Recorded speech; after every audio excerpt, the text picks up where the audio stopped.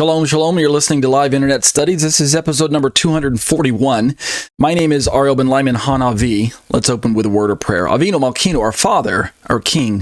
Thank you, Lord, for the time that we're living in, and most importantly, thank you for giving us the assurance that as we continue to stay connected to you, availing ourselves of the truths of your word, walking every day by the power of the Spirit, turning away from sin, turning into the forgiveness of Yeshua, that we can have this assurance, Lord, that you are going to continue to speak to us and draw us into this relationship where we have this sense of the urgency of the hour.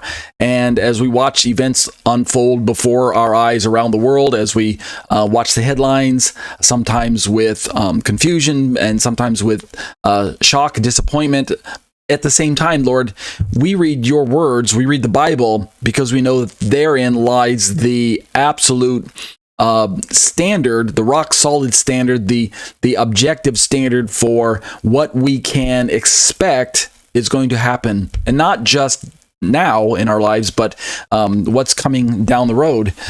We don't know how far in advance these things might happen. I'm speaking of eschatology in this prayer, Lord, but we know that your promises are sure, and you gave these details to your followers, your disciples, as we're going to be turning to Matthew 24 again tonight, so that we would have an advance warning, so that we would be prepared, so that our hearts would not be troubled.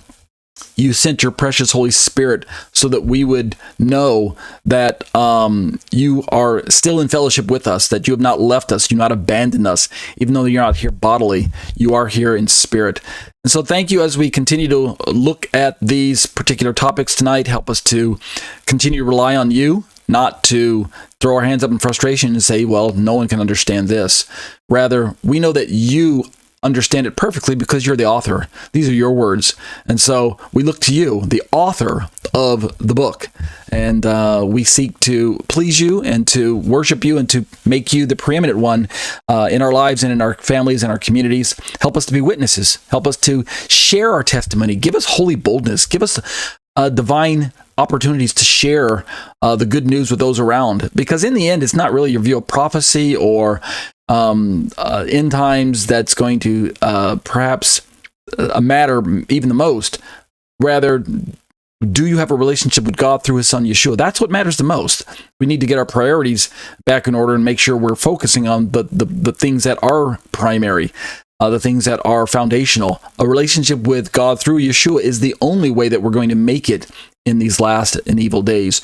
So Lord, give us that sense of perspective that the harvest is ripe and yet the laborers are few. Help us, send us. Here we are, Lord. Send us out. Help us as we study with one another. Help us to continue to build up one another and to pray for one another, to support one another, and just to have a sense of realizing that as believers, things are going to start heating up for us in the world, if they haven't already, in the places where we live. And so more than ever, Lord, we need to support one another and pray for one another, strengthen each other. So hold each other's hands. We'll be careful, Lord, to give the praise and glory, B'Shem Yeshua, Amen. All right, thank you everyone for joining me for these live internet studies. I do apologize for the 2 weeks back-to-back break that was not in my schedule. I originally did plan to miss Thanksgiving break a while back. That was planned. And then I had another unplanned outage, another unplanned break due to some maintenance and power outage and things out here where I live. So there was little I could do. So I appreciate everyone's patience. It's time to jump right back in. However, we are in Eschatology, Biblical Study of End Time Events, that you can look and see on your screen. And we are in topic 9 with Yeshua's Olivet Discourse Part 2.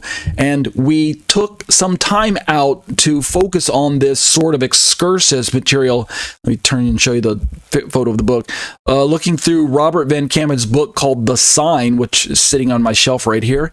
And we pulled in 2 chapters where we talked about the signs of Yeshua's coming and of the end of the age. So if you remember, when you go back to Matthew, let me just scroll back up to verse 3. Yeshua's having this discussion with his disciples on the Mount of Olives. This is why it's called the Olivet Discourse. He's sitting on the Mount of Olives. The disciples came to him, said privately and saying, "Tell us, when will these things happen?" And of course, the context of their question is he was Yeshua just ended up having in the previous chapter this argument with the religious leaders of his day, and he was just raking them across the coals. And then he kind of concludes this whole thing with, see these buildings, they're all going to be destroyed sooner or later too. He's talking about the temple. And that sparked the disciples' interest. Hey, when will these things happen? So they were really kind of focusing on the destruction of the temple. We can see that in the previous verses there, where he left the temple areas going on his way. Disciples came to point out the temple buildings to him. He responded by saying, "Do you not see all these things? Truly I say to you, not one stone will be left upon another, which will not be torn down." So from verse 2, these things is primarily, from the disciples' limited perspective, the destruction of the temple. Right, and that's really kind of the epicenter of much of Yeshua's prophecies, where he's talking about, there's Jerusalem, there's Israel. If you zoom out, then you zoom in, there's Jerusalem, and then you keep zooming in, there's the temple. So when will these things happen? What will be, notice what their question says, what will be the sign of your coming and of the end of the age? At least from this rendering, it seems like there's one sign, but two primary events. The sign of Yeshua, the coming of Yeshua and the end of the age. So the primary events that we're talking about are at least the destruction of the temple, because that's part of their question. We're also entertaining the details about Yeshua's prophecy and how they pertain to his second coming, because it says the sign of your coming. And then, of course, the end of the age is the end of this time period, what Judaism calls the Olam Hazeh, which from Hebrew translated into English would be something like this present age, which for a long time the rabbis understood would give way to the Olam Haba, which translated from Hebrew into English would be something like the age to come. So we have this age, and then we have the age to come. This age to come is the Messianic age that the Messiah would establish here on earth for at least 1,000 years, ruling from Jerusalem, from the Temple Mount. So the sign of your coming is part of their question, and the sign of the end of this age leading into the Olam Haba, the age to come. So Yeshua begins to answer and give all these details, and he itemizes all of the, what we would today look back now and understand are the beginnings of birth pangs. So he's describing events that are related to what we're going to find out later on in Revelation are the seals on the outside of a large scroll, and there's 7 seals. So we work our way down through all of these, and we parked ourselves at verse 29 and 30 and 31 for a little while. We talked about these signs, and from my understanding, there are 2 signs. The first sign is the sign of the end of the age, and then the second sign is a sign of Yeshua's return. So chronologically, the events would take place where Yeshua, the Yeshua returns, meaning the rapture, and then the end of the age, and then Yeshua returns to establish his kingdom. How much time is between the rapture and his setting up his kingdom? My understanding is that it's not 3.5 years, but it's not 7 years either. It's probably somewhere, a few years, at least a year. But I could be wrong. It could be like very, very almost immediate. But the point I'm trying to say is that from my understanding and reading through what we saw through Robert Ben Campbell's book, The Sign, there will be at least 2 signs. One of those signs is what Revelation calls the 6th seal, the darkening of the sun, the moon, and the stars, which was prophesied in Joel way back in the Old Testament. And so we can see it right here in verse 29, immediately after the tribulation of those days, which is after the midpoint of the week. I'll show you a chart here in a moment. The sun will be darkened, the moon will not give its light, and the stars will fall from the sky, and the powers of heaven will be shaken. That's one of the signs. That is what we call cosmic convergence, cosmic disturbance. That language is Zion's Hope Ministries language. Marv Rosenthal, and now his son, picking up where Marv left off, leading the ministry, and they use that language, cosmic disturbance. We'll see in a chart here. So that's the first sign, the sign of the end of the age, which happens chronologically after Yeshua returns. So the signs are out of order, but the events of Yeshua returning and then the end of the age, Yeshua returning for rapture first, then the end of the age, and then Yeshua establishing his own kingdom. That comes next. And then in verse 30, it says, then the sign of the Son of Man will appear in the sky. So that's, to me, is maybe a second sign. And I believe that's the brightness, the brilliance of the flashing of the lightning from the east to the west, the brilliance of his glory supernaturally lighting up the universe, illuminating it in the in place of the supernatural darkness that was created by the first sign in verse 29, where everything goes dark, no sun, no moon, and no stars. And I was thinking, as I was prepping for the study this week, how that some people want to dismiss verse 29 as some form of just eclipse. The sun will be darkened. Well, of course, we've seen lots of solar eclipses, right? The moon positions itself between the earth and the sun, and because of the relative sizes that they look to our observation here on Earth, even though we know that the sun is much, much, much, much, much larger than our own moon, but from our perspective, the distance from the sun to the Earth causes it to look about the same size as the moon, so that the moon can easily slip in front of it and create an eclipse, solar eclipse. You guys have all seen what it looks like. I'll flash a picture in post-production of a solar eclipse in case you've never seen one. Well, that could explain the sun being darkened, but notice that the sign says the sun will be darkened and the moon will not give its light. Okay, we could say, all right, the moon looks dark during a solar eclipse, so that might kind of fix. Maybe we're talking about a solar eclipse. But when we go back to Joel's rendering of the moon, the sun and the moon behaving oddly, it talks about the moon turning to blood. And we see that again in other passages. We don't see it here in Matthew, but it talks about how the moon turning to blood. Well, that resembles a lunar eclipse. If you've ever seen a lunar eclipse, it's not the moon that's between the earth and the sun. It's the earth that's between the moon and the sun.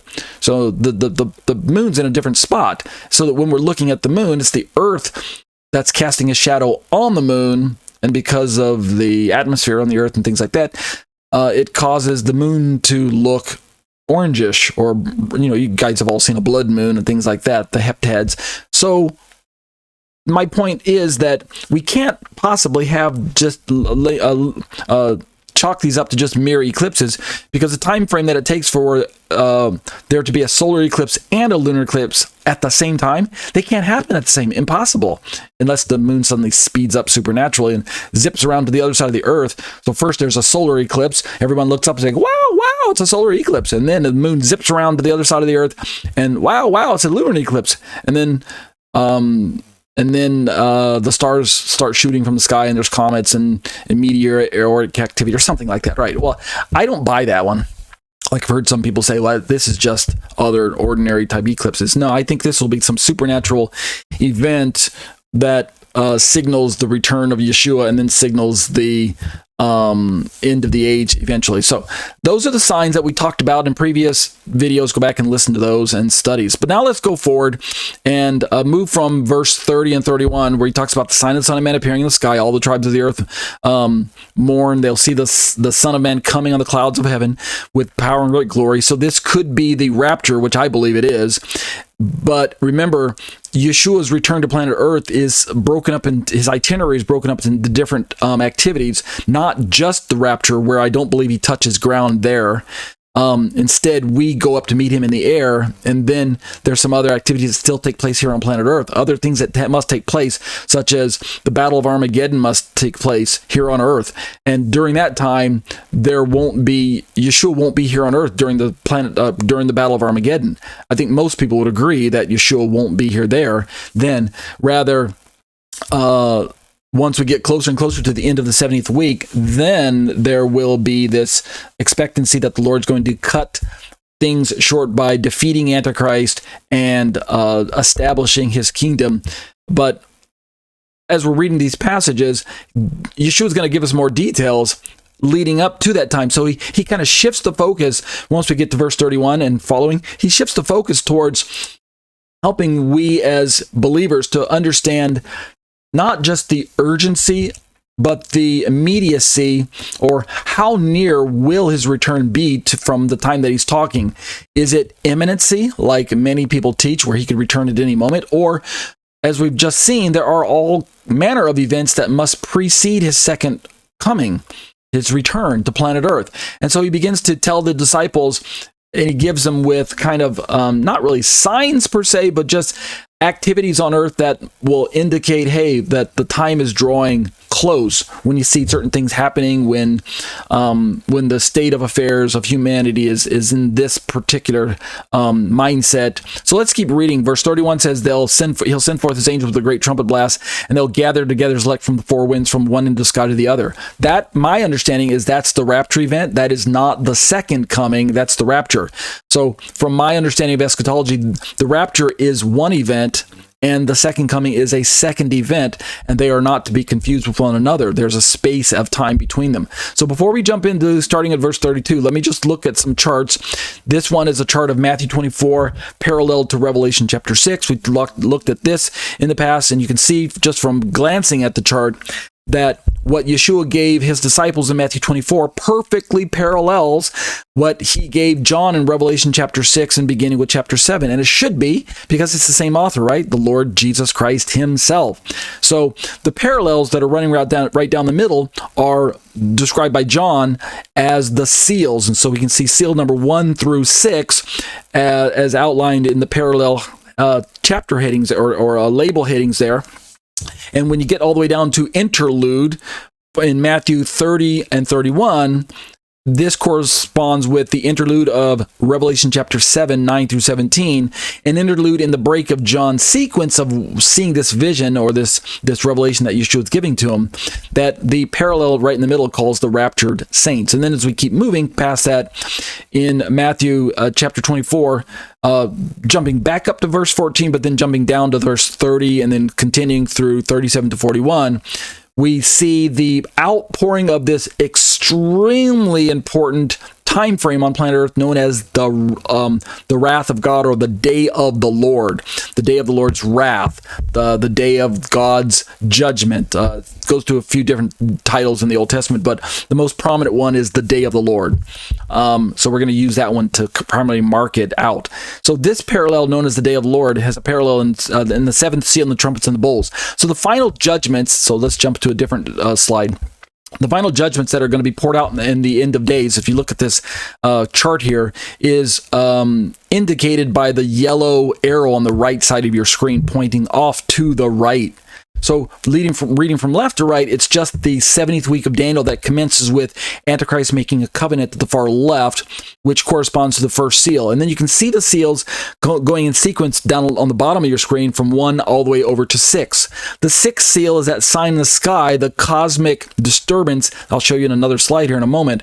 That was described originally way back as far as Joel and Isaiah and other Old Testament prophecies that Yeshua picks up on, and that other New Testament writers pick up on, as the sign, at least, of the end of the age, and perhaps even, as some Bible teachers would say, would be the sign of Yeshua's second coming.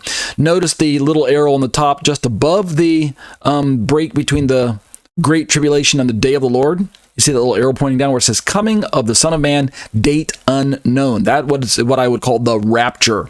And yet there's another arrow to the far right at the top, upper right corner, that says Jesus' reign in Jerusalem begins. That is what we would call the second coming. So notice the space between the two is occupied by the events known as the Day of the Lord, which are the seventh seal, which opens up the 7 trumpets, and then which also contains the 7 bowls. And we'll get to those in time. Let's jump to another slide real quick. Here's the pre-wrath rapture view that we're going to turn to shortly, not tonight. We have to finish up Matthew 24 first, and then we might do a little excursus on the Thessalonian letters from Paul to pull in their relevance for the eschatological events, but it won't be a long study there for Paul. I won't go out, drag that out for months. It'll just be either 1 or 2 shows.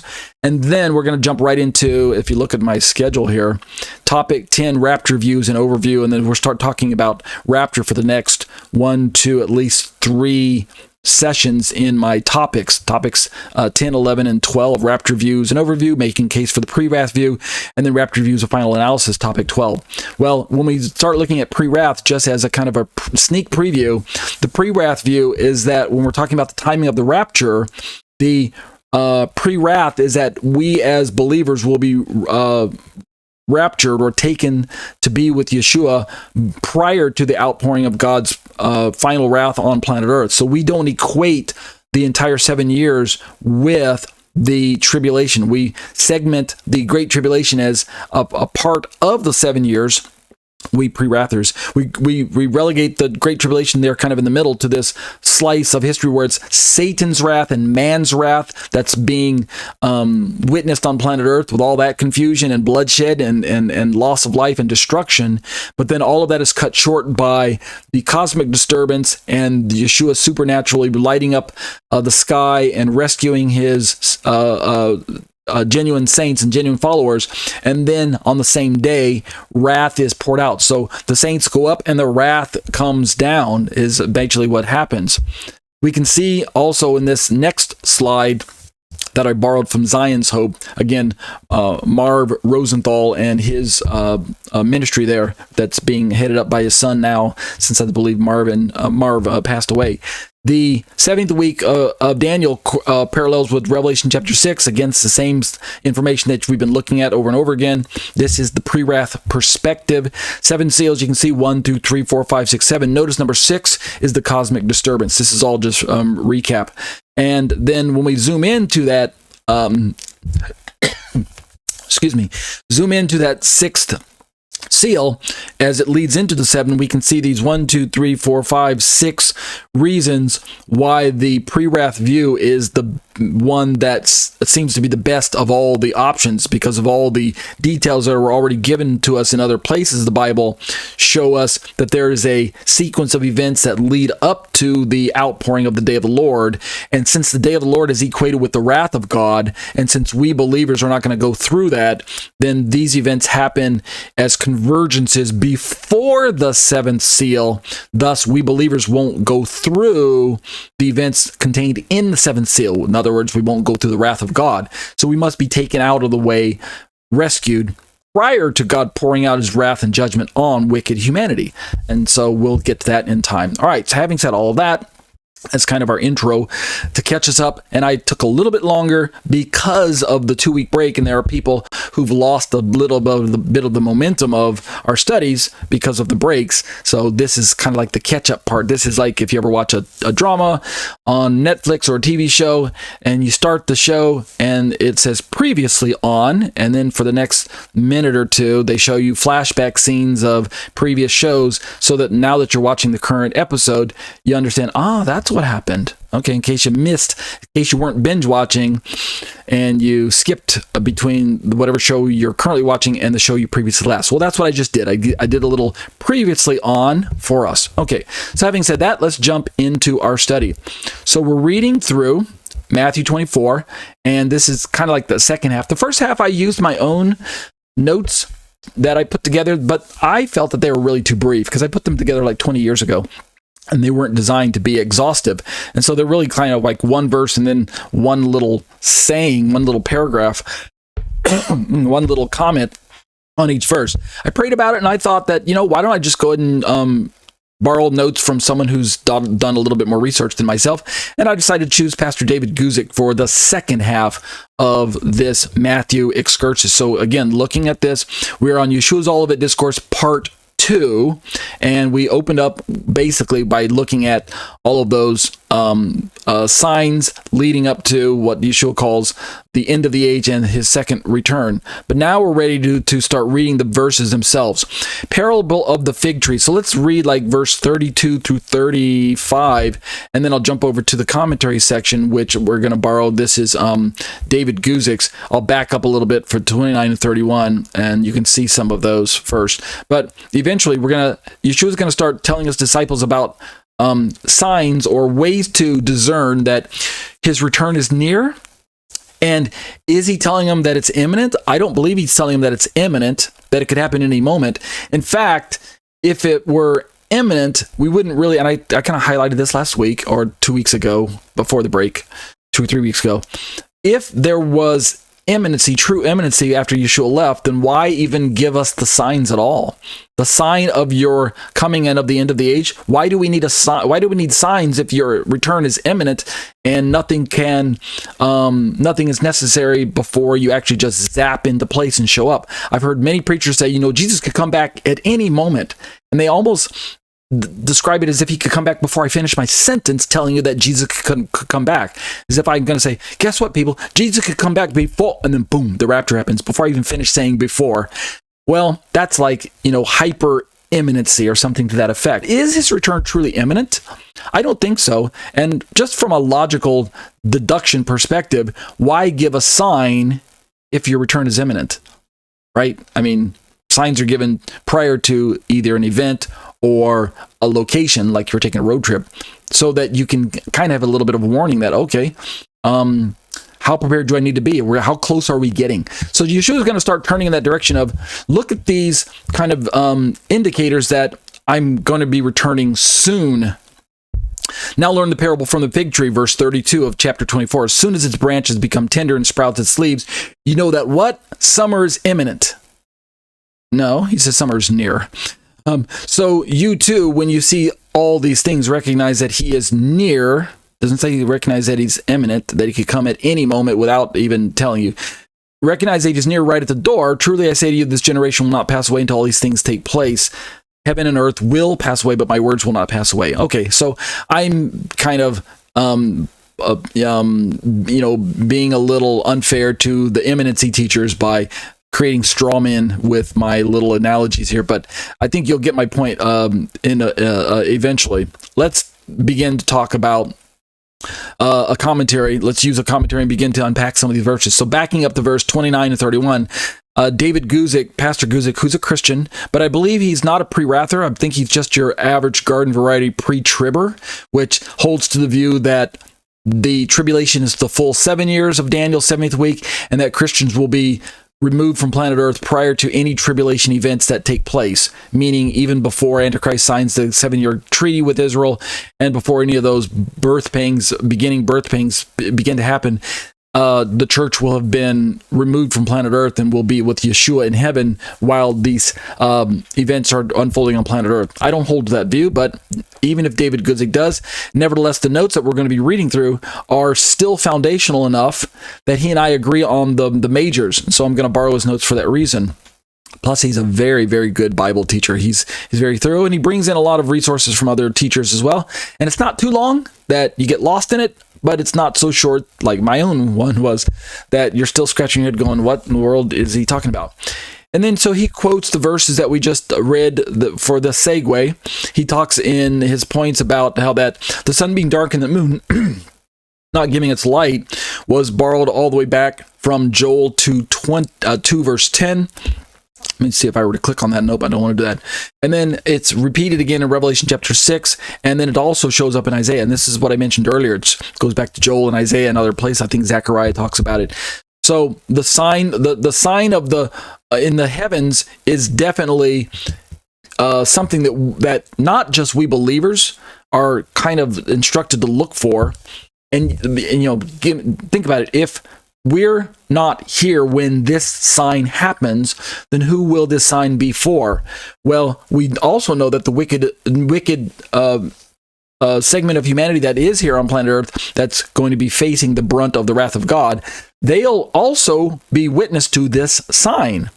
I mean, if the sign's not for believers, if we're gone, so think this through for a moment. We got removed way back before the 70th week even began.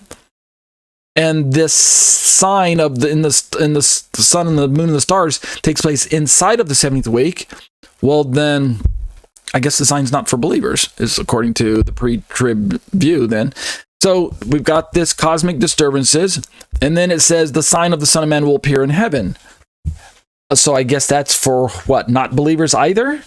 Sign of the Son of Man appearing in heaven, but it's not for us believers because we're already in heaven. We got raptured earlier, and there wasn't a sign preceding his rapture return because it was imminent or something to that effect. Okay, that it doesn't kind of line up for my understanding of a face value sequential view of the verses in question. But Guzik reminds us that the sign of the Son of Man will appear in heaven. It's difficult to say exactly what the sign is. It seems to precede his return as described in Revelation 19. Perhaps this sign is somehow related to the incredible cosmic disturbances that would precede the great event. And that's kind of what I would have said either. Didn't really need Guzik to explain it to me.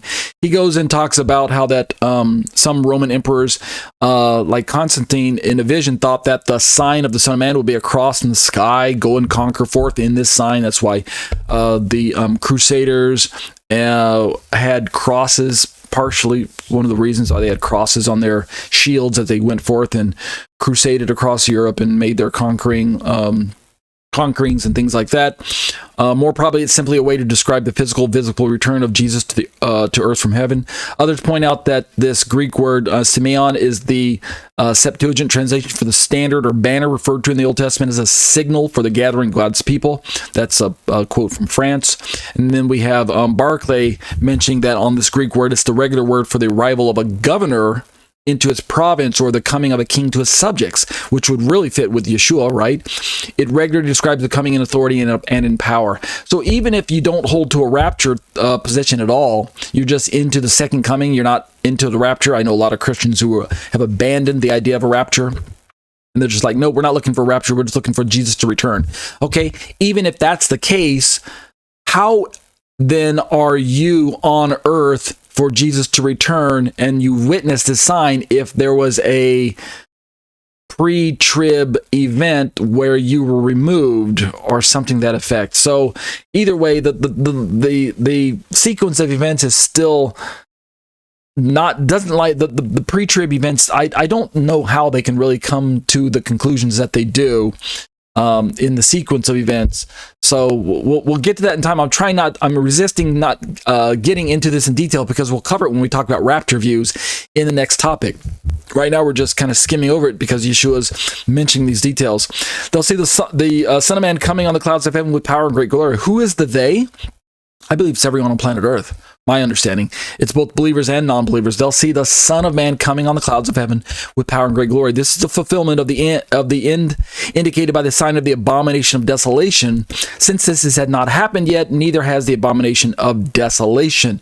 And I agree with that perspective by Guzik. Guzik is not a preterist. He does not believe that all of the events were collapsed into 70 AD when Yeshua predicted the destruction of the temple. Remember, that was how the whole chapter started out. When will these things be, and what will be the sign? What things?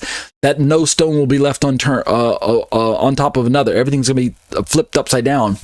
Well, that did take place in 70 AD. I can say with confidence that it did.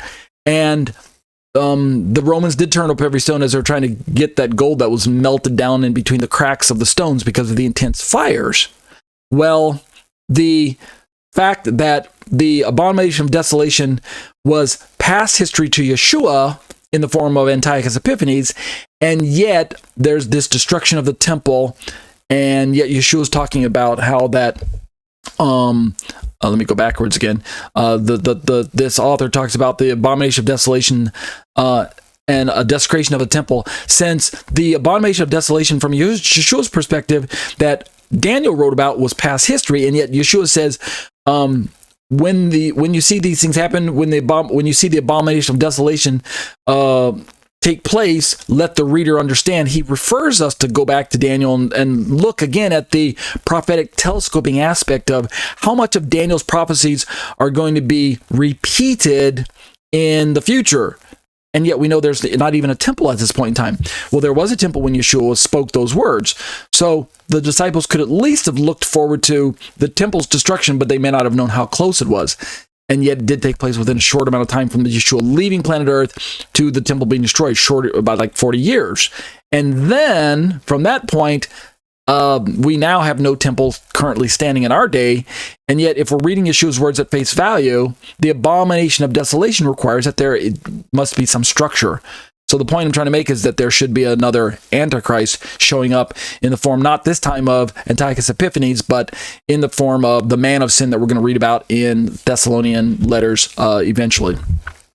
So though, again, he takes a poke at the preterist here in his commentary. Again, those who claim that all or most of the events of Matthew 24 were fulfilled in the Roman conquest of Jerusalem and Judea in AD 70 are in an unenviable position. He's talking about the in this part here, he's talking about the preterists. They often claim that Jesus fulfilled this coming on the clouds of heaven of the Son of Man with power and great glory by coming, quote unquote, in judgment against the Jewish people in AD 70.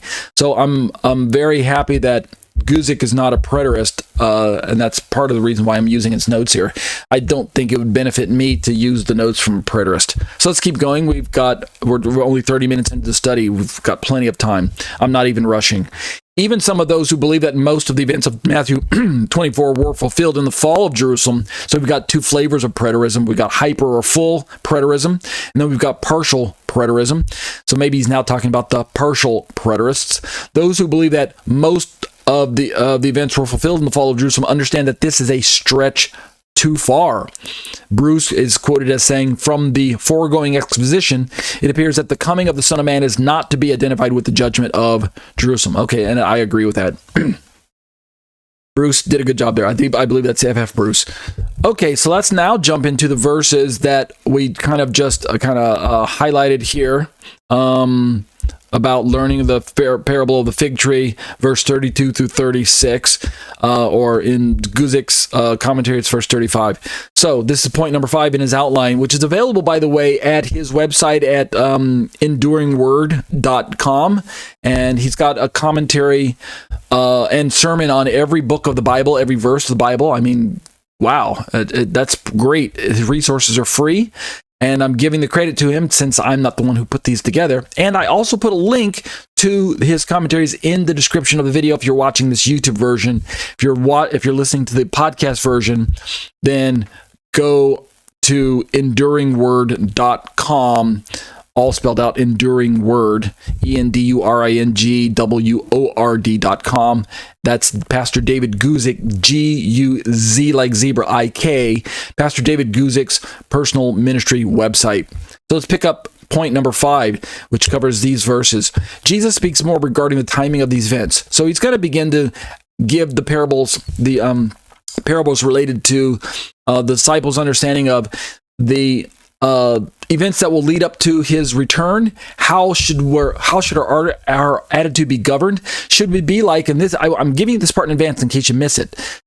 When we look at the world in general, who is not looking for the return of a Messiah, who's just simply going about their way, doing whatever they want to do, or to use the description that we're going to read about later on, or that we've already read about, but we will read about again, is as in the days of Noah, so shall it be when the Lord returns.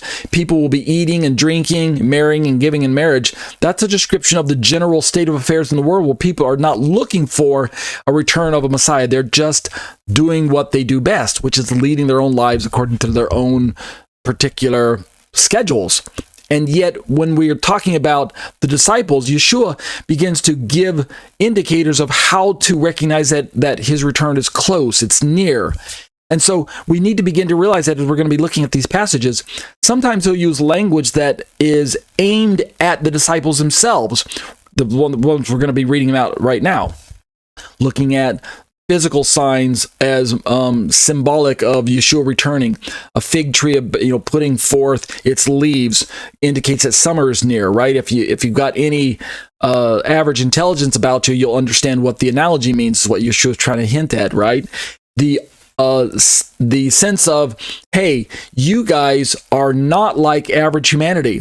You've got my very spirit living inside of you. And so, to use Paul's words in the Thessalonian chapters, you're not children of the darkness, you're children of the light. And so for you, the events that are leading up to my second return are of a blessed hope to you. They're going to give you a sense of encouragement and looking up with expectancy, not imminency, but expectancy at my soon return to planet Earth to establish the kingdom that my Father gave me. And so the contrast that we're going to be reading about shortly is that we have believers on planet Earth who are witnessing the events leading up to the second return of Yeshua with a great expectancy and a hope. At the same time, those earth dwellers, the people on earth and I'm using the word earth dwellers because when we finally get to the book of Revelation, John uses that kind of term, if I kind of translate it woodenly from the Greek, those who dwell on the earth dwellers. These are the people who are in a position where they have not accepted God, accepted God's Messiah. They've rejected the gospel. They've embraced the lie of the Antichrist and Satan, and they are wholeheartedly going to take the mark just so they can continue living their lives the way they think is best to be lived. These people are in the dark. According to Paul's Thessalonian letters, these are the people who are in the dark. They're not children of light. They are in darkness. And it's for these people, and we're going to be reading about this here in a moment, in Yeshua's Matthew Olivet Discourse, these are the people for whom the second coming and the wrath of God being poured out will be as a thief in the night. They won't know that this is the signal of God's wrath being poured out until it's too late. When it's right at the doors, then they'll get this sense of something supernatural is happening, and they'll clamor to hide. They'll try to go into the holes of the earth, the rocks, and the caves, and we'll read about that shortly. So, Guzik repeats the passage. The verse is, learn this parable from the fig tree. When its branches already become tender, puts forth its leaves. You know that summer is near, so you also. Who's the you? You, my disciples, not you, the world in general. So you have to pick apart who's he addressing, right? He's going to speak in specifics to the disciples who are in the know, but he's also going to include some general aspects of, well, you're still in the world, but not of the world. And so the world around you, they're going to be clueless, but not you. So you also, when you see all of these things, you, my disciples, which is not just Yeshua's disciples then, but it's us today, you know that it is near at the doors. Assuredly, I say to you. And then he tells us the generation living in that time period when all of these things take place. Surely I tell you, this generation will by no means pass away till all these things take place. Heaven and earth will pass away, but my words will by no means pass away. So let's begin to look at Guzik's commentary on these verses. So we've got this first point, number A, learn this parable from the fig tree. Guzik says, the fig tree has a regular pattern. The leaves appear, then the summer follows. When you see the leaves, you know summer's near. So Yeshua is giving us these, they're not really signs per se. He's just using common sense, everyday items to give a sense of that when the time is right for these events to start taking place, that there will be a sense that a proximity is near. Like, notice again, he says, when you see the leaves appear on the fig tree, the summer is following, the summer is near. Notice he doesn't, the analogy given in the natural is that the fig tree doesn't go from barren to overnight having leaves to overnight summer is right there. You can hear me snapping my fingers, right? I'm trying to describe it as if it was something that would happen overnight or immediately. Summer doesn't just, I know on the calendar it showed we go from spring to summer, but when you look at the trees and the vegetation around and the greenery, everything kind of wakes up from winter in the spring, and then summer hits. Summer comes as the spring months pass by. I think that's a good way to indicate, or good indicator, even from Yeshua's perspective, that there is a chronology to the events, and there is a sense of the not the imminency of summer, but rather the urgency of the closeness of the approaching. The fig tree, Guzik goes on to comment that the fig tree was a common fruit tree in Israel. It's mentioned many times in the Old Testament, especially as a description of the abundance of the land. Sometimes fig or fig trees are also used as symbols or pictures, like in passages like Jeremiah 24 and Hosea 9. Figs are used as a representation of Israel. And so other commentators have picked up on that too, that Yeshua says, when you see the fig tree, then you know summer's. Is Yeshua kind of cryptically trying to tell us, hey, you future prophecy buffs like us, right? The people who are having this discussion right now in real time in 2023. Hey, you guys, when you look at Israel and see certain events taking place in Israel, know that the end times are on the horizon. That could be. I've heard kind of an application from that perspective. I wouldn't completely discount that, because it's commonly known that Israel is God's timepiece. Israel is God's clock, meaning God's using and orchestrating his own schedule through the mechanism of Israel's events here on planet Earth. And so it is wise to watch Israel at any given generation to see what's happening with her so that we can get a sense of what's happening with God. What's God doing on the earth? Let's look at Israel. That's good to do. Of course, Israel today, I don't want to stop by just saying, let's look at physical Israel. God is also using the church, and the church is grafted into Israel, and so we are spiritual Israel to that regard. So, because we both have the same papa, right? Read Galatians chapter 3 and Romans chapter 4. Abraham is our common father between Christians and Jews, and thus we need to understand that when we're looking at Israel, we are looking at the church as well. What's the state of affairs in the church today? Is this an indicator of the second return of Yeshua as well? Yes. Small case I. However, so we're right here. However, most Old Testament references, let me see if I can do what I normally do. However, I usually like to do this way. However, most Old Testament references to the fig tree use it as simply an example of agricultural blessing. It seems, Guzik quotes, that Jesus' reference here is not so much on the figness of the fig tree, but on the way that the fig tree follows reliable growth cycles related to the seasons, right? So he's talking about when you see this happen, then summer's near. He goes on to say that this is especially evident when this passage is compared with Luke's rendering of the Olivet Discourse in chapter 21. Look at the fig tree and all the trees. When they are already budding, you see and know for yourselves, this is a recording from Luke, that summer is now near. So you also, when you see these things happening, know that the kingdom of God is near. And again, we're highlighting the fact that Yeshua says that it's near. He doesn't say that it could happen at any moment without any warning, without any signs, without any indicators that it was going to happen at that exact moment that it happened. I don't follow from that logic as I'm reading through these final verses in the Matthew Olivet Discourse rendering. And I hope you're seeing that as well. Why would he go through the trouble of telling them these analogies about the fig tree and about that there's going to be signs in the heaven and the earth, and that there's all these events that happen, and then, if his return didn't require any thens, or signs, or symbolic indicators that something is coming? If his return was just, happening instantly before I could finish my sentence, I don't follow from that. I'm a bit confused as to why some Bible teachers hold that perspective that he could return at any moment. At some point, don't get me wrong, at some point in time, there will be imminency when all the signs have, when all of the preceding events, such as the abomination of desolation, the signing of the peace treaty, the abomination of desolation, the great tribulation, when those things have run their course, then when we see the signs, then really his return is imminent.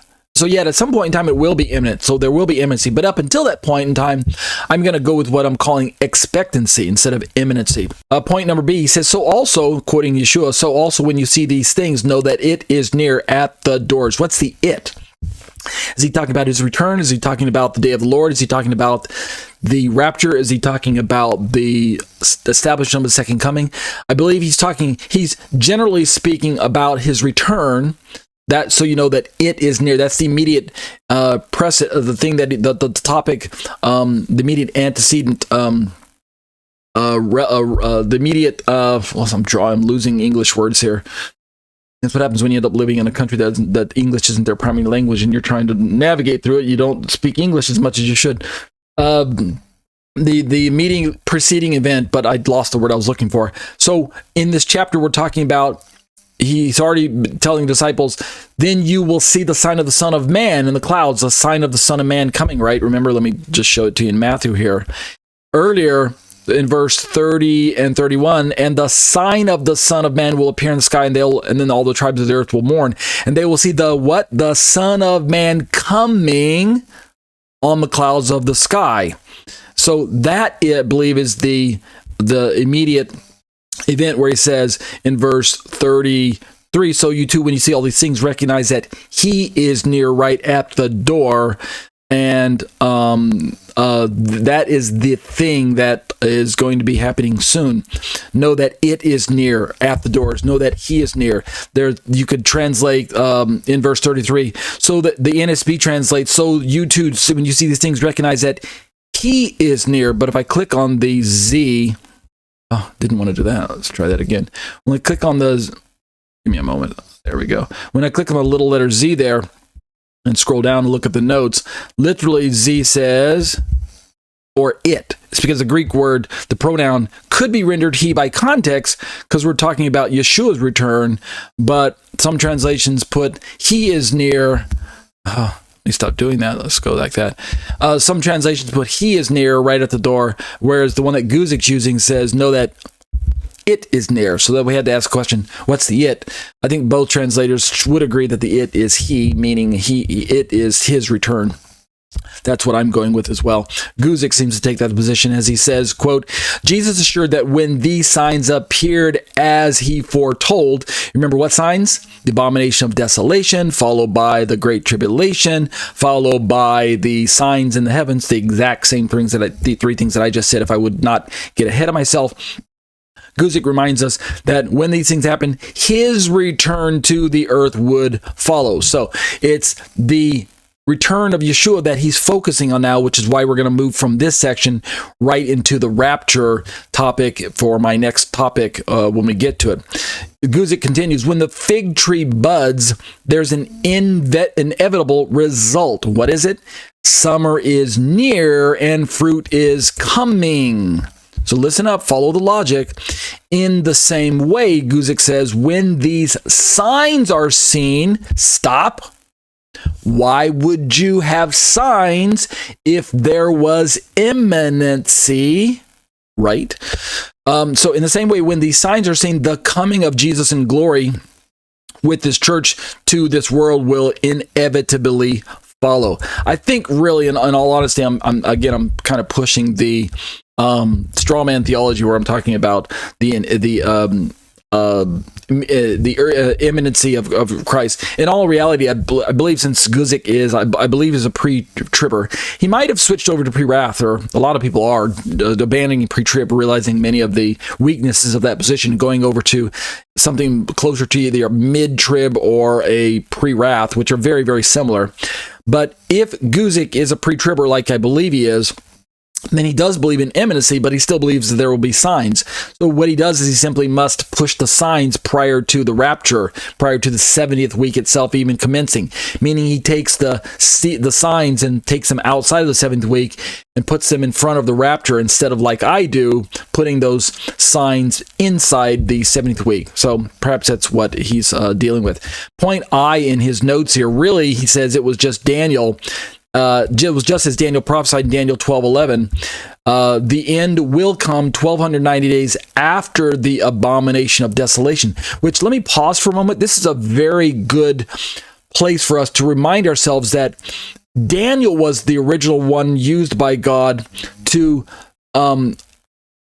really give us a lot of chronology to these end time events, or the whole 70 weeks of Daniel, with this intense zoom in on the final 70th week, because within that 70th week, Daniel gives us the breakdown of 3.5 years and 3.5 years, or 1,260 days.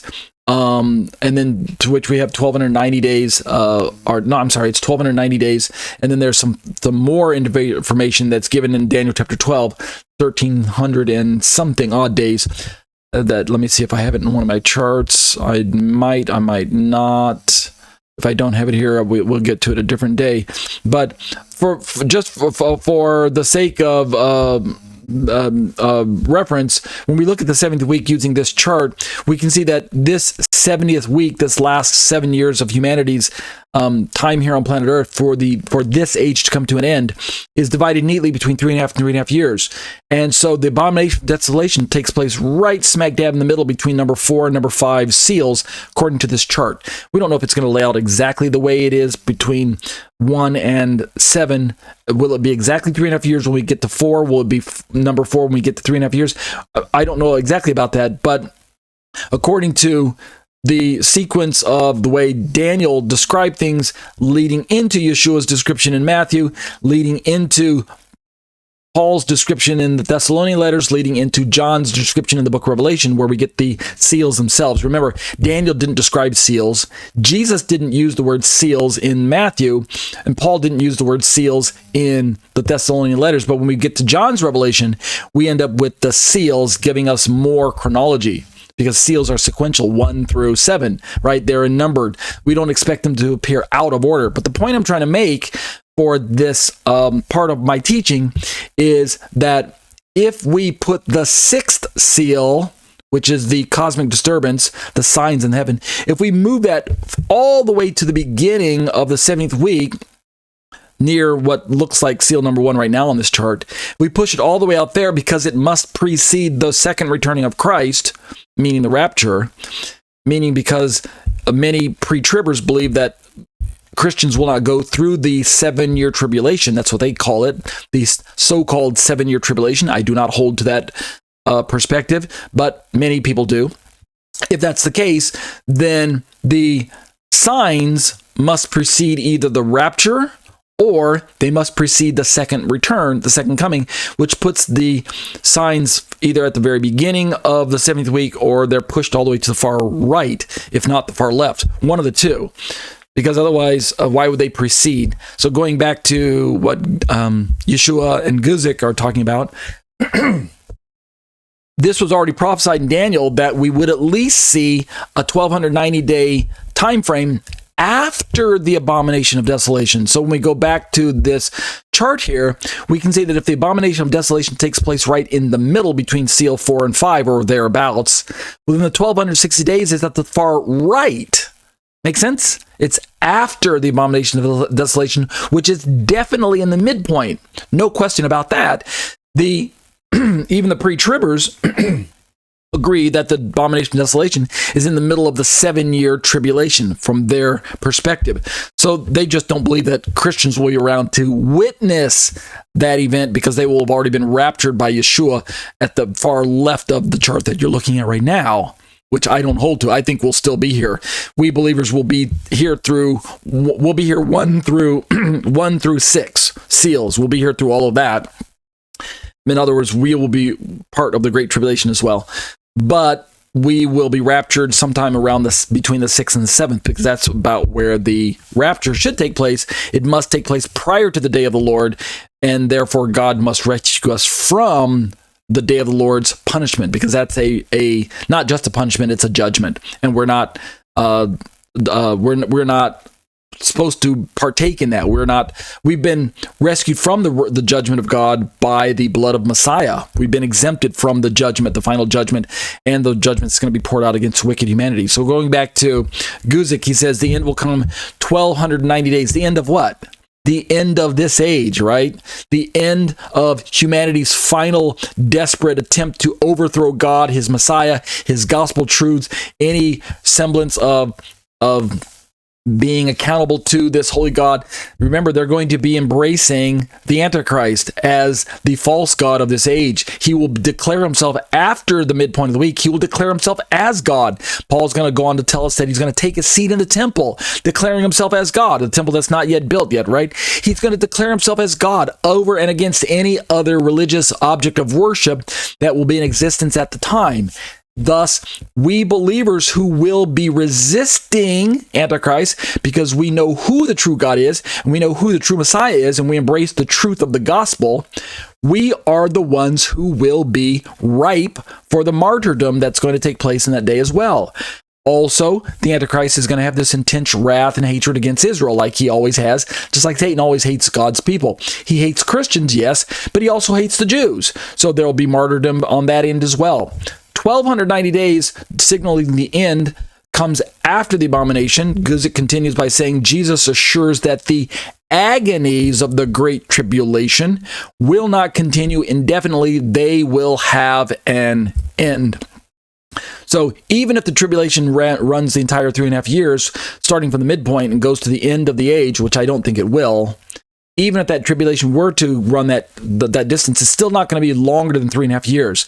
My understanding is that tribulation is going to be cut short by the signs in the heavens and the rapture of the saints and the pouring out of God's wrath, the day of the Lord commencement. That will cut short the day of tribulation days, so that they'll end up being not even 3.5 years. They'll end up being maybe, I don't know, Lord willing, Bezat Hashem, as you say in Hebrew. They'll end up being, maybe a mere year, or maybe something to that effect. We can only pray, right? Let's read a few more points in Guzik.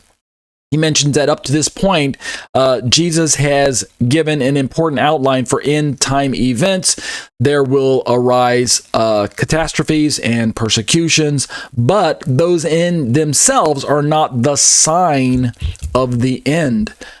He continues, there will arise, this is Guzik, there will arise a pivotal sign, the abomination of desolation. That's itself a pivotal sign, even though Yeshua doesn't say, this is a sign. I don't recall that he uses the word sign next to the abomination, but he does highlight it. He says, when you see the abomination of desolation spoken of by Daniel the prophet standing in the holy place, and then we've got this insert bracketed, let the reader understand.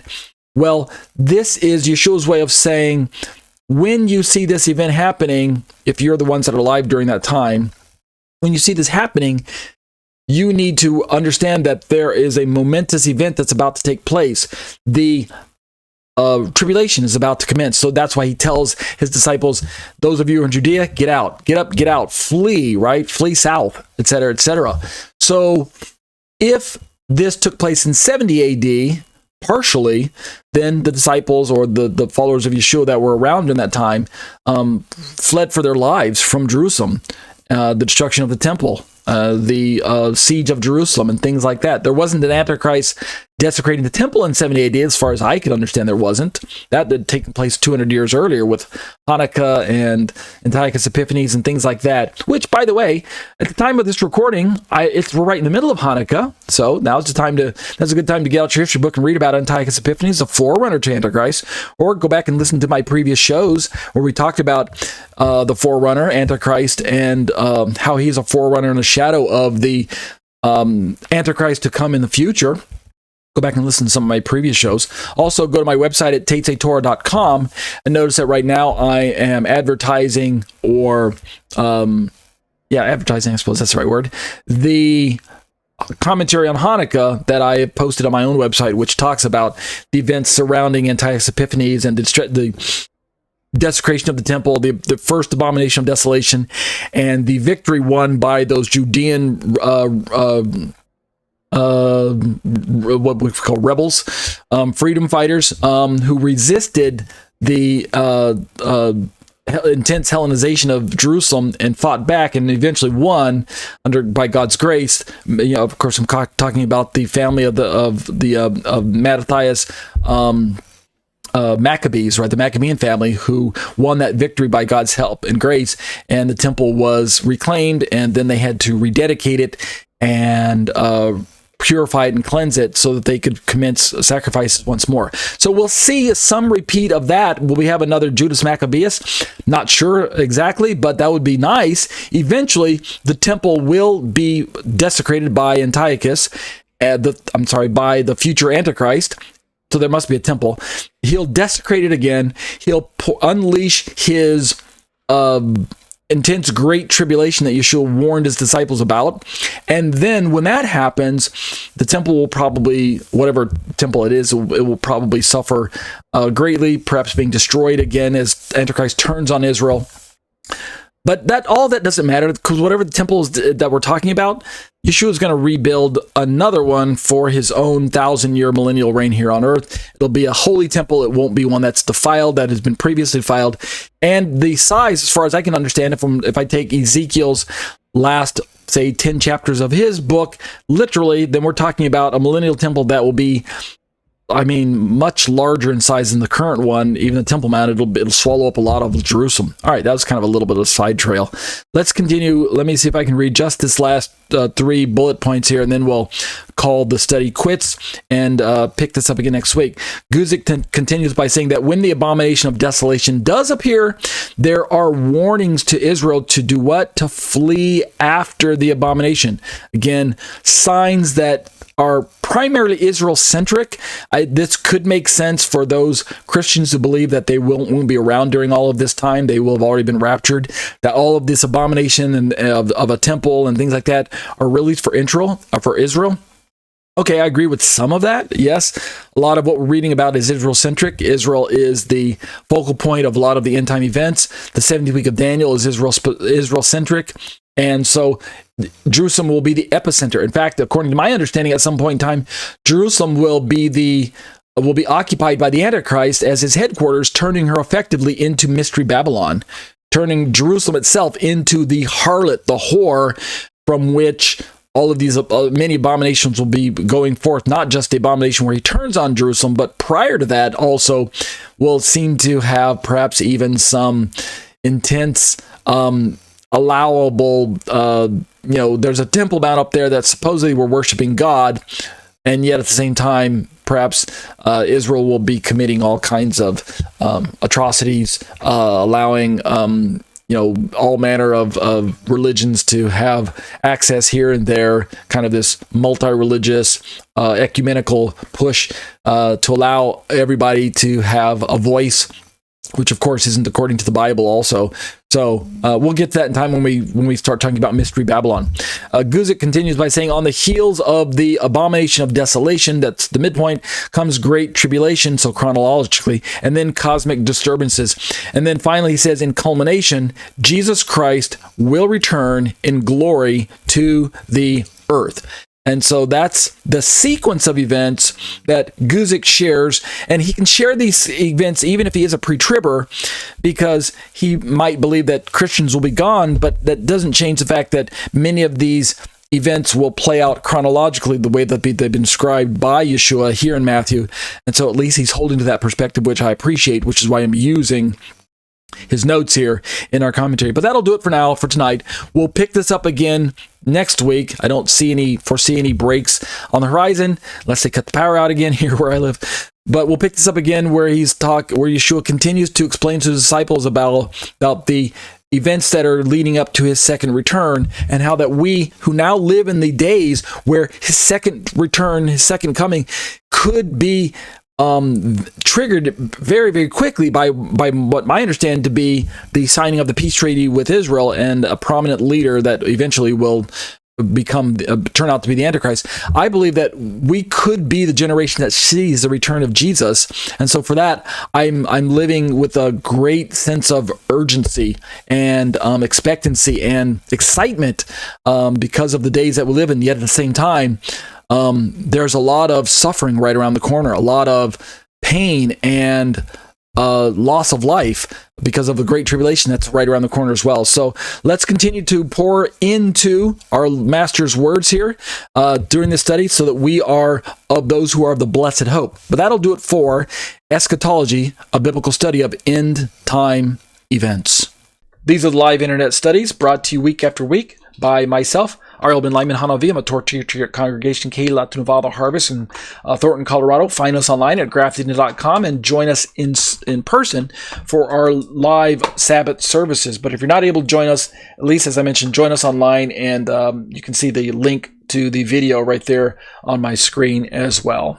These live internet studies are a part of my own Torah teaching ministry, which parks itself on the web at tetzetorah.com. That's tetzetorah.com. I'd love to have you join me at my own home personal website there, and browse around and take a look through all the commentaries that you see on my screen right now as well.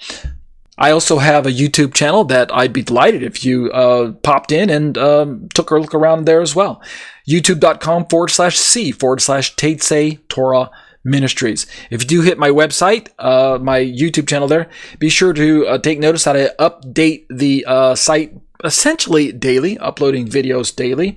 Make sure then to subscribe, hit the bell for notifications, leave thumbs up for all the videos that you like. Leave me some comments and questions about things you have your own thoughts on, and be sure to share the content with your other friends and family members in your social media circles, okay? Just some brief important details. If you'd like to join us for our live studies, be sure to get access to Skype somehow. If you're on my website right now, during the live study and you click on that blue Skype link, it'll actually open up Skype in your browser and you can just join us right there. And we hope you can join us live, because we engage in live Q&A after the study is over, opening up the microphones, and it's exclusively to the live studies that we engage in that live study Q&A.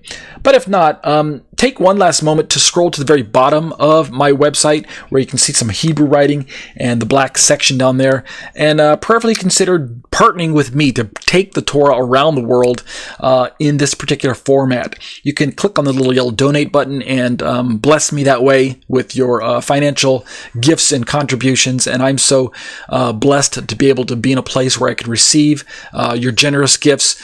Thank you to all of those who have given in the past and are continuing to give. I'm so thrilled to be on the receiving end of your generosity. And as I always say, be blessed as you seek to be a blessing to others. A Trinitarian response to biblical Unitarianism. That's the name of the study. My name is Ariel, ben-Lyman, HaNaviy. Thank you for joining me week after week. I apologize that we had such a long break between studies. It's easy to get lost when you have such a long break, but thankfully, through the medium of the internet, you can go back and listen to previous shows if it's been a long break. You're like, wow, where did this guy leave off? Versus if it was a live sermon, there was no electronic capturing of my studies, then you just have to have a good memory. But fortunately, you can go back online to my YouTube channel and watch previous videos, or you can go to my website and look at the past studies, or go to iTunes and listen to previous podcasts. So this is a study on the differences, the stark, sharp differences between the Trinitarian perspective of our God, which would, of course, include God the Father, God the Son, God the Holy Spirit, and the non-Trinitarian perspective known as biblical Unitarianism. We're borrowing a website known as biblicalunitarian.com. You can see on my screen right now, which is a resource provided by the Biblical Unitarian denomination of Christianity to explain from their perspective that there's only one God, and that the person known as Jehovah or Yahweh in the Old Testament, the Father described in the New Testament, is numerically one with the person that's described as God, Theos in the Greek, and Yahweh or Elohim sometimes in the Hebrew. So this, or Adonai. So this person of the Bible that the Biblical Unitarians call God excludes the person that the Biblical Unitarians recognize as Jesus Christ. Jesus plays a prominent role in God's plans, for sure. He's the agent of God that's sent by God, commissioned by God to be the focal point of salvation. No one can be saved except trusting in the sacrifice that Yeshua made on the cross. Biblical Unitarian holds to that perspective, as far as I understand. And when it comes to Jesus' position as being receiving worship by all of humanity because he was the sin sacrifice, Biblical Unitarian also believes that we should be worshiping Jesus, but not worshiping him as God, rather worshiping him as Lord and Savior, in the sense that he is the ultimate final master of all humans that put their trust in his name. So they just simply stop short of giving him God status and calling him full deity. We Biblical Unitarians, of course, disagree with that, and we're working through this passage here in Proverbs 8:23, where we are challenging their understanding of who Lady Wisdom is and our understanding of who Lady Wisdom is. And so what we've been doing is working through a commentary that I put together. It's not very long, and we've already looked at Biblical Unitarians' perspective. They believe that Lady Wisdom, in a word, is basically another agency tool that God utilized to create the world. If I remember their perspective correctly, let me just pull up. This is my own notes here. Well, you know what? Why am I doing that? I've got their notes here. Let me just jump directly to there. So if I click on Proverbs 8:23 from their website at biblicalunitarian.com, a website about God and His Son, Jesus Christ, their notes on this passage are extremely short, so I can read them at length. So let me read Proverbs 8:22 and 23 from the NASB first, and then we'll look at biblicalunitarian.com's perspective. I need to do a little bit of previously on, because we've lost so much time over the last few weeks. A lot of people are lost. So in verse 22 of Proverbs chapter 8, the NASB version of the Bible reads, "The Lord possessed me at the beginning of His way before His works of old." Who is God talking about? Who is the proverbist writing about? The Hebrew says, Adonai kanini reshit darko kedem mipa'alaiv me'atz. The Lord possessed me. This is Lady Wisdom, who is saying that God possessed me, or before the creation of the world. And then in verse 23, the writer to the book of Proverbs says, "From everlasting I was established from the beginning, from the earliest times of the earth." We go look at the Hebrew, "Meolam nisachti merosh mikadme aretz." And we're talking about trying to understand, was Lady Wisdom created by God, or was she a part of God's toolkit that was already in existence, and yet the proverbist, I think that's a right word, the proverbist, like the psalmist, right? The proverbist. If it isn't, I'm making up a word. The person who wrote the book of Proverbs, the proverber, he is simply using a kind of stylistic writing, almost similar to poetry, metaphorically or symbolically speaking of wisdom as if it's a person. So he's using what Biblical Unitarian would label personification. I believe that's the term they're going to use. Let's turn back over to their commentary and look real quick. Biblical Unitarian says of this passage, occasionally a Trinitarian will use this verse to try to support the Trinity and the pre-existence of Christ by saying that, quote, wisdom, unquote, was appointed from eternity. Christ is the quote-unquote wisdom of God, 1 Corinthians 1:24, and therefore Christ was from eternity. So that's Biblical Unitarian's objection to Trinitarian-leaning language regarding the wisdom of this particular chapter. So if Biblical Unitarian is accurate that the person who wrote the book of Proverbs is merely using personification to describe an agent or a tool that God was using to create the earth and the universe, then it's not necessary to equate that tool with Jesus, because remember, according to the Biblical Unitarian perspective, Jesus didn't enter the scene physically until his birth in Bethlehem in the 1st century. So what does Biblical Unitarian believe Jesus, what's his involvement in the creation process? Jesus is a concept on God's mind, a plan, a future plan, a son that would be born one day, but was not around during the creation of the world. Instead, Jesus is in the mind of God, and thus wisdom is simply the personification of one of God's attributes or powers that's being spoken of kind of poetically to describe God utilizing wisdom to create the universe, etc., etc. They go on to say it this way: this position that they're talking about, the Trinitarian position, has not found strong support even among Trinitarians, and for good reason. I want to pause and interject. It's not that saying that Jesus is Lady Wisdom or that Jesus is wisdom is not a strong position that doesn't find strong support. I think they're kind of straw-manning it there, the position of the Trinitarians. Rather, as we're going to find out, there are two kind of prominent Trinitarian answers or explanations of who wisdom is in the New Testament in relationship to Yeshua that we'll get to in time in this particular study. And so really there's kind of three views on the table right now. There's the Biblical Unitarian view, which I'm calling in my commentary the Unitarian view. I'm not always using the term biblical in front of Unitarian. I'm just calling it the generic Unitarian, which is non-Trinitarian perspective. Biblical Unitarian is a particular branch of Unitarianism that has some disagreements with Unitarian Universalism as a whole. So both of those non-Trinitarian outfits are non-Trinitarian. They're both Unitarian, but we're looking specifically at Biblical Unitarianism. That's one of the three. We're looking at a version of Trinitarianism. That's number 2 of 3. And then we're looking at a third version of Trinitarianism. That's 3 of 3. We'll get to those in time. Right now, we're working through the Biblical Unitarian perspective. Excuse me. So Biblical Unitarian continues. They say that this wisdom in Proverbs was quote unquote appointed, literally from the Hebrew set up, by God and is therefore subordinate to God. So they're going to play the subordinationism clause because it's helpful from their perspective to continue to show that Jesus, as powerful as he is in the scheme of the Bible, he's still subordinate to the Father.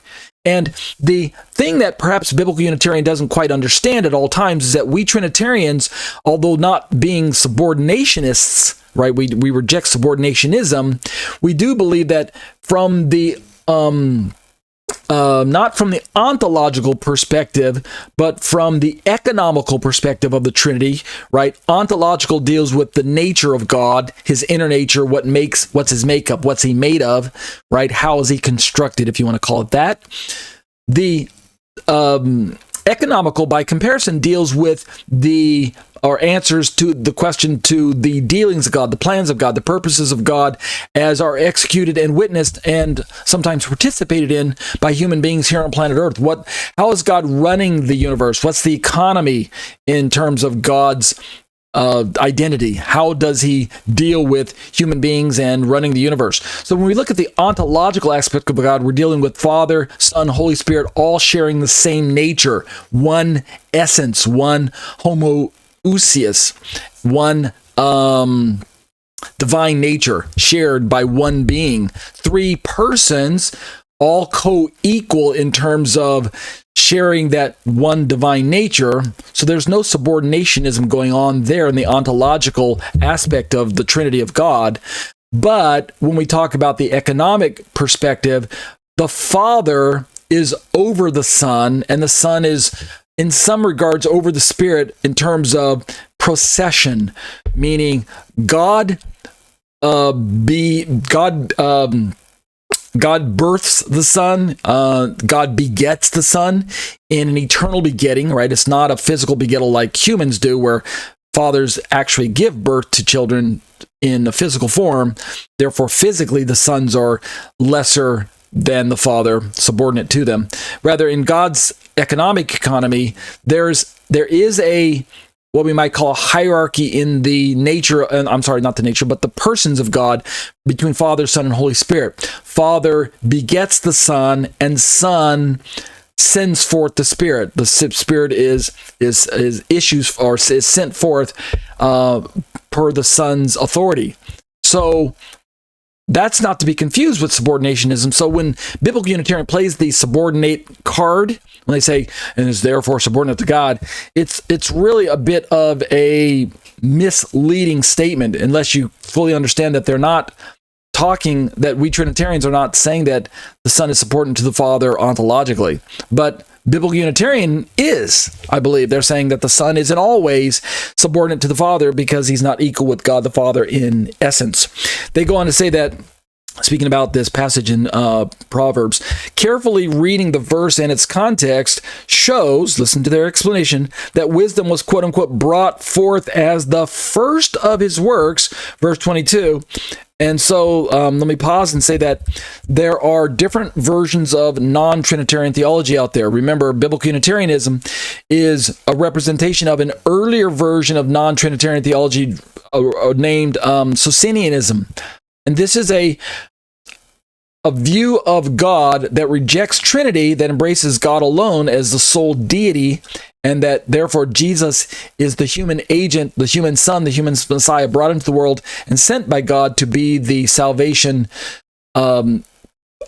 ingredient, to be the suffering servant, to be the sacrifice. Yes, they believe that part. And yet the Holy Spirit is not a third person either. He is merely a power sent from God. It's another name to describe God. It is the energy from God that God can bequeath to humans, etc., etc. Notice I keep saying it because they don't give the Holy Spirit personhood. It is, if you're talking about the power, it's just that. It's an object. It is a force of energy, like the Force in Star Wars, I guess, right? May the Force be with you. And yet, if we're looking at passages that talk about the Spirit and God is in view, he's the referent, then really the Spirit's just another name for God, who himself is a spirit. But Biblical Unitarian highlights these aspects about being brought forth, but that doesn't mean that they believe that Jesus was brought forth from eternity past. Remember, from the Socinian perspective, Jesus came into the world in the first century. This is not to be confused with the ancient Arian perspective, which lives and breathes today under the term Jehovah's Witnesses and others like them. They believe that when Proverbs is talking about wisdom being brought forth, they believe that this is an indicator that Jesus was created by God before the universe was created. So in the beginning of eternity past, there was God who is eternal. All three of us agree on that aspect. God is eternal, and yet according to the Arian view, Jehovah's Witnesses, Jesus was the first creature created, the firstborn of God's creatures to be created, and then Jesus created everything else, and therefore Jesus predates the universe, but he's not eternal. The biblical Unitarian, being Socinians, they reject the Arian / Jehovah's Witness perspective, and they simply say that no, these verses in Proverbs, when it talks about wisdom being brought forth, is just symbolic language, and all the verses in John that talk about in the beginning was the Word, Word was with God, Word was God, all of that is just talking about Jesus existing in the mind of God, and anything that talks about the world being created through Jesus is really just agency language, but it's not agency in the form of Jesus having existence prior to the universe, rather Jesus being in the mind of God, something to that effect. All right, so they go on to talk about in Proverbs here that if this wisdom, quote unquote, were Christ, then Christ would be the first creation of God. That's the Jehovah's Witnesses / Arian view, which is an Arian belief and heretical to Orthodox Trinitarians. Right? They're trying to sell their brand of denominational Christianity here, biblical Unitarian, by saying, look, you Trinitarians, you already reject the Arian view, which is held by the Jehovah's Witnesses. You know that's not Orthodox. So it's only one step to just kind of sharpen your view of God by coming over to the biblical Unitarian camp, leaving the errant Trinitarian view, and coming over to the biblical Unitarian camp, where we fully explain that there's truly only one God. We're monotheistic, true and true, and we only believe in one God, not some sort of hyper God or demigod like Jesus claims. Jesus is claimed to be in their misunderstanding or misrepresentation of Trinitarian perspectives. I'm not sure that biblical Unitarians do believe that Trinitarians believe that. It'd be nice to have a conversation one of these days with a biblical Unitarian and ask them exactly, what do you guys think that we believe? Right? What do you think we are holding to? 3 gods, demigods, lesser gods, mini-me's like Austin Powers and the mini-me? Is that what's going on with Jesus? No, no, no, and no to all of the above questions. Let's keep reading biblical Unitarian. Therefore, they go on to say, many of the church fathers rejected this verse as supportive of the Trinity. Among them such, notice this, heavyweights as Athanasius, Basil, Gregory, Epiphanius, and Cyril. And this, again, is almost a bit of a straw man, in my opinion, because I've read some of the church fathers. And even though there were some slightly differing views among the church fathers as to the exact nature of God, in the end, what we had is a consolidation of the church fathers' views, finalized in what we today call certain Apostles' Creed, Athanasius' Creed, the final creeds that were formulated came down decidedly on the Trinitarian perspective, even if it was still in kind of fluctuation leading up to that point with some of the church fathers. So it's true that I don't agree with everything that the church fathers teach. They had differing, kind of somewhat slightly different perspectives on Trinity, articulating it in ways that I today wouldn't embrace.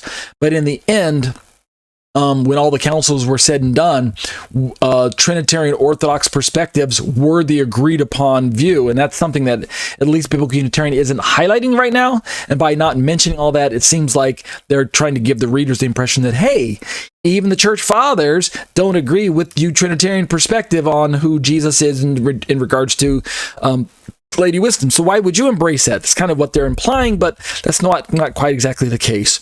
So again, a little bit of straw manning going on or something like that. I don't know if they're really straw manning there, but at least they're not giving the full picture, which do your homework and go back and look at the church fathers and see what they said in their conclusionary statements when all was said and done and some of the creeds were formulated. They finally came down on the side of Orthodox Trinitarian. meaning Biblical Unitarian was the one that was labeled heretical. Biblical Unitarian almost wants us to believe that the ancient Old Testament perspective of the Bible was monotheistic Unitarian version, right? Strict monotheism in the Unitarian flavor. They also almost want us to come to the conclusion or believe that the ancient church fathers were also of themselves Biblical Unitarians. It's like they want to predate their own Socinian roots.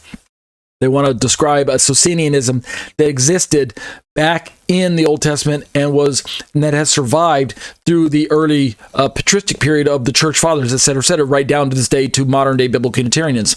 But they're not quite given the full historical picture there. Yes, the Old Testament is monotheistic, but I believe we could make a case that although maybe we couldn't call it Trinitarianism in the Old Testament, what we do have are passages and glimpses into the complex nature of God that by the time we get to the New Testament and the experiential Trinitarian lifestyles that the New Testament writers led and wrote about, by the time we get there, we have complete what we might call support for the Trinity, articulation of Trinity, as well as consistency with Old Testament types and shadows of Trinity that were foretold or demonstrated in figures such as the angel of the Lord and the theophanies and the captain of Lord's hosts and things like that. The language that's used in the Old Testament is consistent with the Trinitarian perspective that we read about in the New Testament Bible. And this is to the embarrassment of the Biblical Unitarians for number one reason, that they don't know their Old Testament very well, if that's what they're teaching. But the number two one is even more embarrassing. It's because in their attempt to disprove Trinitarian theology, they are stripping the New Testament Bible passages of its authoritative voice. They're basically neutering it, saying that, well, we're Christians, we believe in Jesus, we believe in his messiahship, and we believe he's the only salvation offered in the world, and so you got to be a Christian, you should believe in Jesus. And yet they pay lip service to the New Testament in rejecting the authoritative voice that the New Testament teaches when it comes to who Jesus truly is. Let's keep reading this explanation by the Biblical Unitarian. I don't want to take up all the time on this review, this previously on segment. But they go on to say that we reject it also, but for different reasons. So they reject Trinitarian, but for different reasons. They go on to say that taking a concept and speaking of it as if it were a person is the figure of speech known as personification. So there you have it. There's their perspective. They go on to say that, definition-wise, personification often makes it easier to relate to a concept or idea because as humans, we are familiar with relating to other humans. Continuing, personification was common among the Jews, and the wisdom of God is personified in Proverbs. So they conclude by saying Christ is considered the wisdom of God in Corinthians. Why? Because of what God accomplishes through him. And I might add, not necessarily because wisdom is Jesus. That's what they're implying by they say that the wisdom of God is what God accomplishes through him. So they play the agency card quite heavily. When we say agency, we're talking about God accomplishing certain actions, prerogatives, and attributes that we see Yeshua possessing, but it's not because he is innately God, according to the BU perspective. It's because of Jesus being the unique supreme agent of God, has been, just like the angel of the Old Testament, angel of the Lord in the Old Testament, been allowed to speak in first person as God to humans, giving the impression that to humans that he is God, but in reality that he isn't. So that's their perspective on who the angel of the Lord is / who Jesus is. All right, launching from that, let's jump into my own commentary. So more than 2 weeks ago, we started into this section known as some brief Hebrew insights. And originally my commentary had some notes that I was utilizing that I realized later on, because I wrote this earlier this year, that I realized later on that I didn't have the right reference points for which Hebrew words that I'm going to be pointing to in the commentary at hand. So I discarded that version, don't worry, you guys never saw it. You didn't even have a chance because it never made it to the light, never saw the light of day. Only those who in the Skype class caught it. But I discarded that and rewrote this, and so it was great to have a little bit of time for the break. Give me some time to rewrite all of this. So I rewrote this section for the brief Hebrew insights to include the words that I originally wanted. So let's read this. This is a section of my own commentary, which is not available anywhere online by design. It's so that you will make it a point to attend the live studies or watch the YouTube videos or listen to the YouTube comment, the podcasts themselves in an effort to support my ministry in that way. I'll plug into these other resources that I have instead of always leaning on my website at tetzetorah.com. So this is not available on my website. This is exclusive to my YouTube channel and my iTunes podcast. Some brief Hebrew insights. Let's talk about some of the language that we read about. Like when I go back over to zoom that out. When I go back over to Proverbs here, we talk about how the Lord possessed me at the beginning. So we've got kanini, which is the word for possessing. It's the verb in the verse, but it's followed immediately by this noun reshit, which is, if you're familiar with Hebrew, this is similar to the word in Genesis. In the beginning, God created the heavens and the earth. The Hebrew reads Breshit. Bara Elohim et hashemayim ve'et haaretz. Bereshit is composed of a conjunction b, which is in or within or at that time, followed by the word rosh, the root word, which from what we get the cognate reshit, the beginning, the head of. The Lord possessed me at the reshit, at the beginning of his way. Well, how far back are we talking about when we say beginning? If we're talking about an agent of God in Arian fashion, like Jehovah's Witnesses say, well, then this is before the beginning of the creation of the universe. So Jesus is the first thing that God created, and then God created Jesus, and Jesus created everything else, according to Jehovah's Witnesses / Arianism. And we have kind of support for that from verses like this, if that's the way they are to read it. Likewise, this word rosh, the root word rosh, from where we get reshit, is pushed again from beginning down up here in verse 22. It's borrowed again in verse 23 down below. Like you can see, from the everlasting I was established. Again, the proverbist says, from the beginning. In the Hebrew, it's merosh oops, let's try that again. Right. Okay, that's not working. Give me a moment.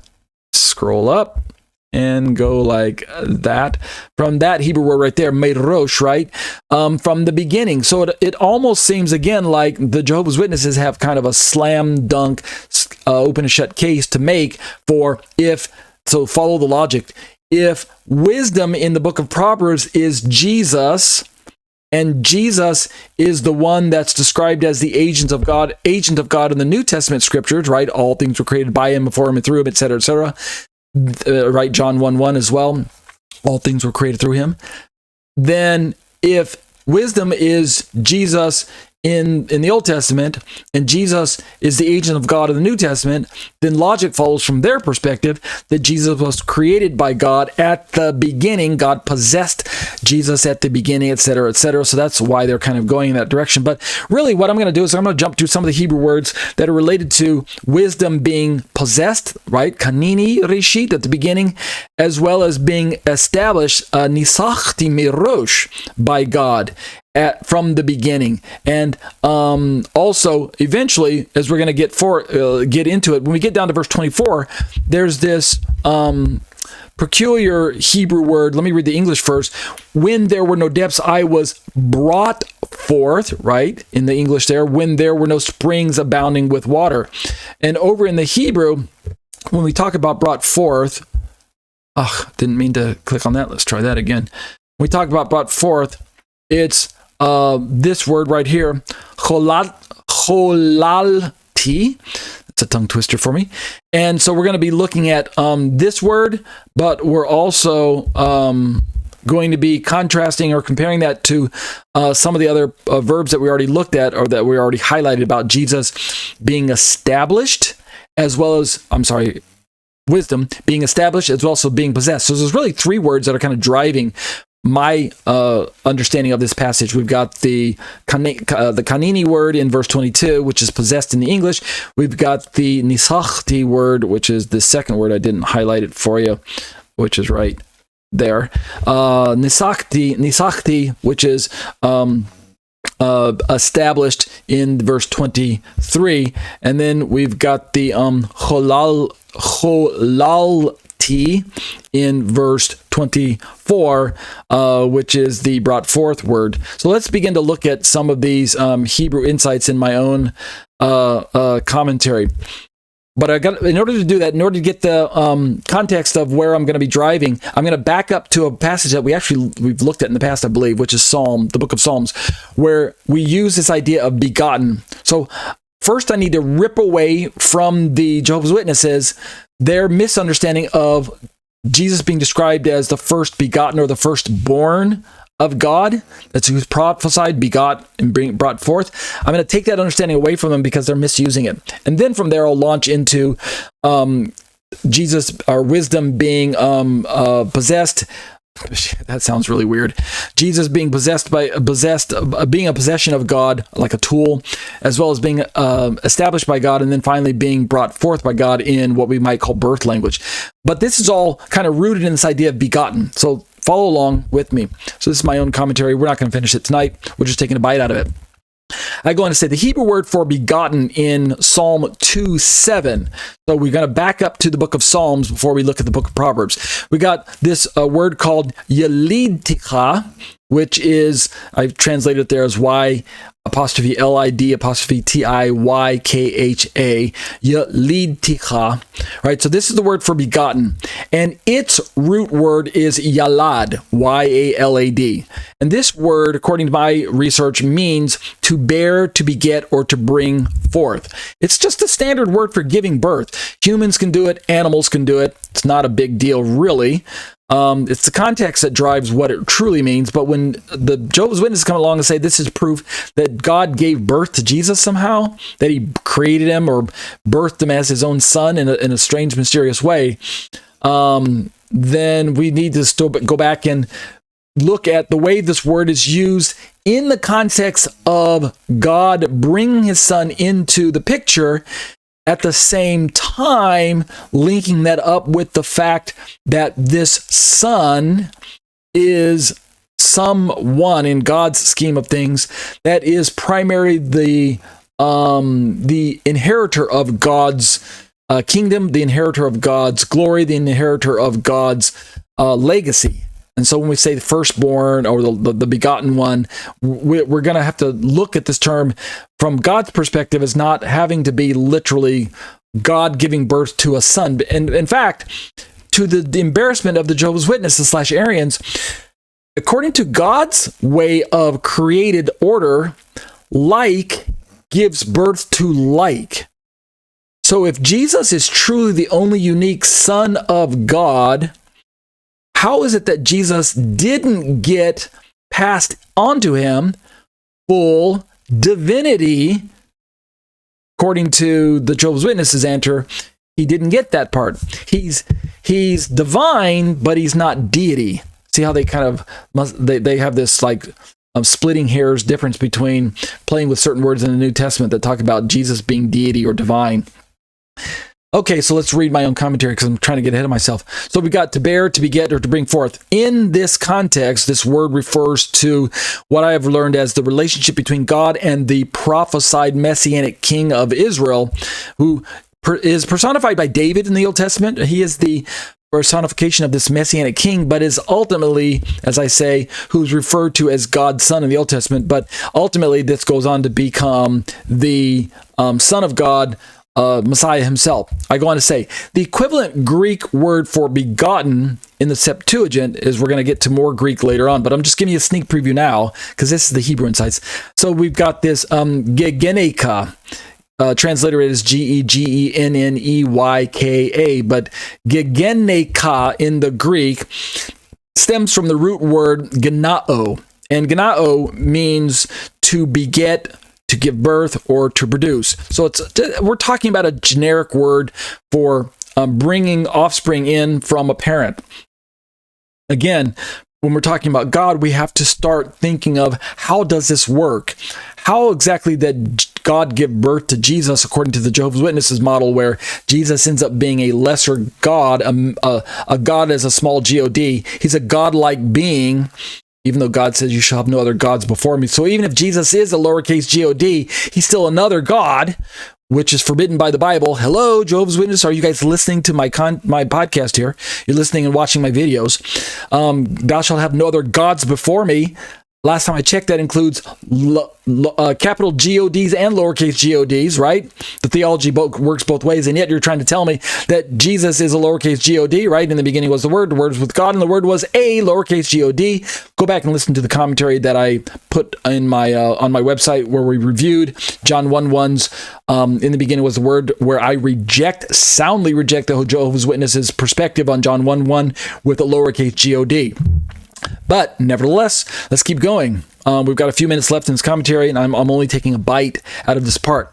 So we're looking at Hebrew, we're looking at Greek. Moreover, going back to the Hebrew term that I just read about earlier, cholalti, right, transliterated as CHOLALTI, cholalti. This means brought forth in Proverbs 8:25. Now, notice the similar nuances between the above word for giving birth and this new word here in Proverbs for brought forth. So giving birth and brought forth. There's some nuance similarities between the words. They even sound a bit similar. We have cholalti in one place, and we have yelidticha in another place. They've got some of the same Hebrew letters in there. Right, that's what I meant by similar. But they have nuanced similarities, being brought forth or bringing offspring in. But let's look at this one in Psalm 8:25 or Proverbs 8:25, and then we'll call this part quits for tonight. This term, cholalti, which we read about in Proverbs 8:25, it originates in the root word chul, which is transliterated as CHUWL, chul, and it means to twist, to whirl, to dance, to writhe, or bring forth. So there are some other nuances to the root word that don't necessarily have any relationship to bringing offspring in from the parent into the children. Let's keep reading. Proverbs 8:25 refers to what I've recognized as the personification of wisdom, which was, per the consensus of most biblical scholars, present before the creation of the world. So I don't have a problem with part of what Biblical Unitarian describes as personification in their own description. Yes, we can have personification in the Bible with wisdom.